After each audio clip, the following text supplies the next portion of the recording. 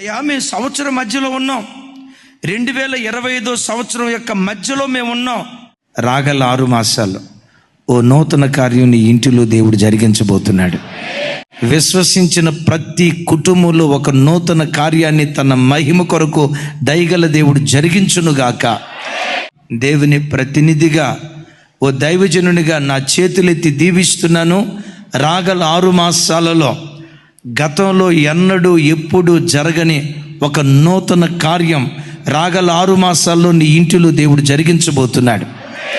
గతంలో ఆ కార్యం కొరకు కొన్ని నెలలు, సంవత్సరాల నుంచి ఒకవేళ ఎదురు చూసావేమో, ఈ కార్యం జరిగితే బాగుండయ్యా, ఈ కార్యం కొరకు కొన్ని దినాల నుంచి ఎదురు చూస్తున్నానయ్యా అని ఏ కార్యం కొరకు నువ్వు ఎదురు చూస్తూ వచ్చావో రాగల 6 మాసాల్లో ఈ నూతన కార్యాన్ని నిశ్చయంగా మన జీవితాల్లో దేవుడు జరిగించునుగాక.